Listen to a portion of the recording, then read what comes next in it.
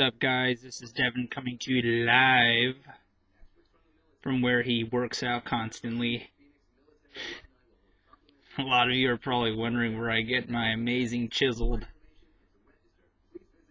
body parts. And now you know. We're currently in my muscle factory, that's what I like to call it. Taking a break from all the relentless working out I'm doing by giving you 2 reviews of films I saw. One is called Skyfall, which came out this past Friday. It is the 23rd Bond film, also released on the 50th anniversary of the film's existence. And then the second film is Wreck-It Ralph, which has been out for a week, and if you haven't already seen it, you're not missing much. Unless you're 12. Which I'm not, because I'm able to drink alcohol.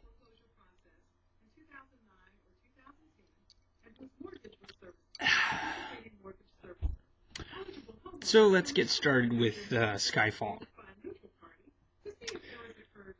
Daniel Craig is a more gritty, more problematic Bond than past Bonds. I'd say that Pierce Brosnan was the cool Bond. He made drinking, driving, shooting, punching, jumping, surfing, screwing chicks that screwed him look cool. This Bond, played by Daniel Craig, it looks like things affect him. He gets hurt by octopussy. He gets angry. He has a drinking problem, which, I can identify with. I think I'm connected to this Bond, perhaps. Anyways, this time around, the story revolves around a Judi Dench, who has played M the past 6 Bond films, who is the leader of MI6, a Secret Service organization. Basically, the past is kind of biting her in the ass.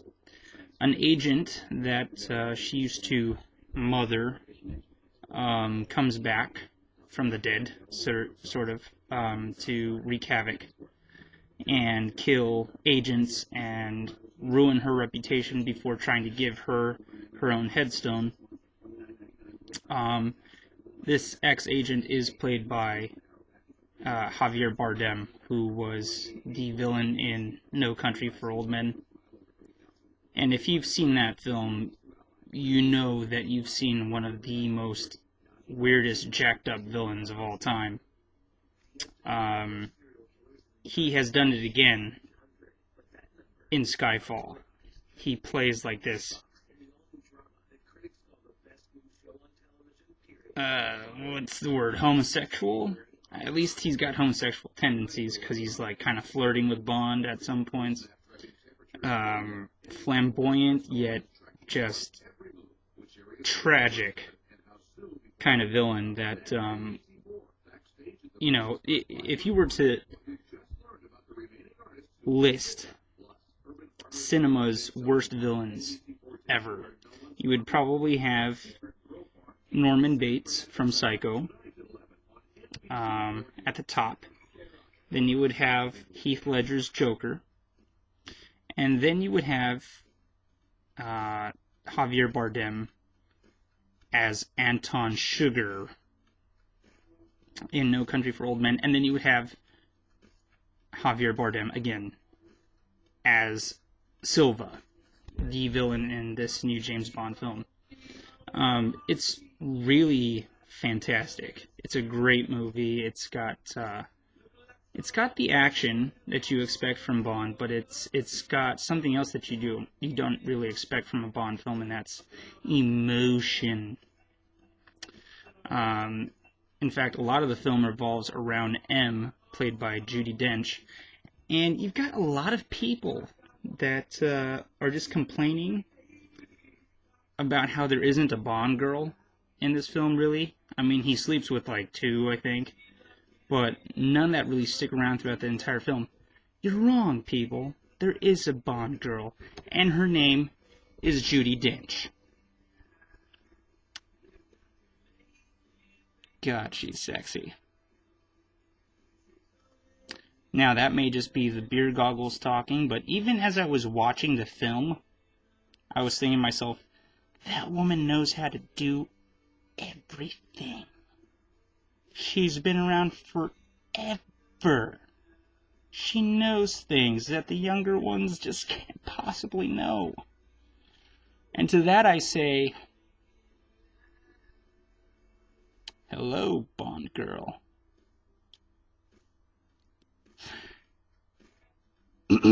Anyways, it's a departure from past Bond films. It's really personal. It's got some Dark Knight elements actually to it. There's a scene where Javier Bardem's character dresses up as a police officer, and as Judi Dench is delivering a monologue, starts shooting his way through a courthouse to get to her, and it really mimics the scene where Heath Ledger's Joker is sort of just creating this montage of havoc as he enters the dinner party where he looks for Harvey Dent. There's a lot of echoing there, more so that this is just a darker, more personal Bond, and I think has a payoff that's just beyond what all the other Bond films have been able to accomplish. So, if you're wondering if you should see it, see it. It's great. As for Wreck-It Ralph,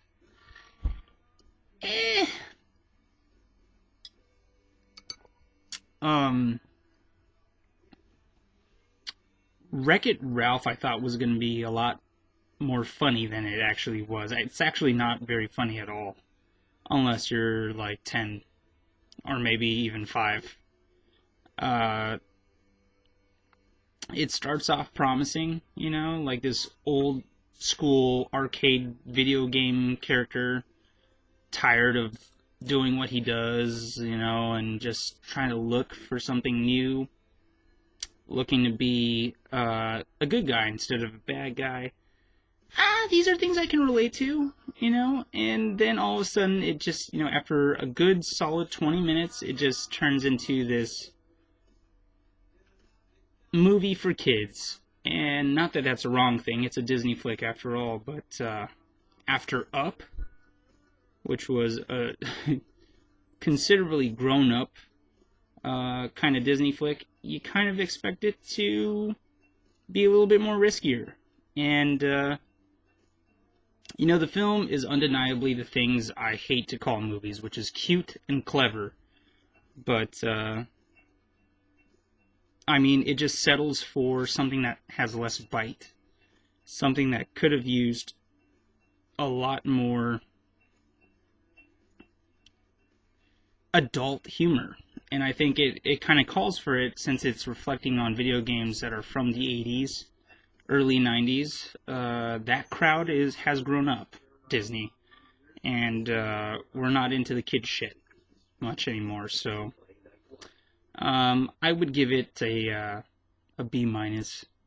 It's one of Pixar's more creative entries, but less affecting entries, so take that as you want. Other than that, I'm out of material, so I guess this means we're done here. Good night.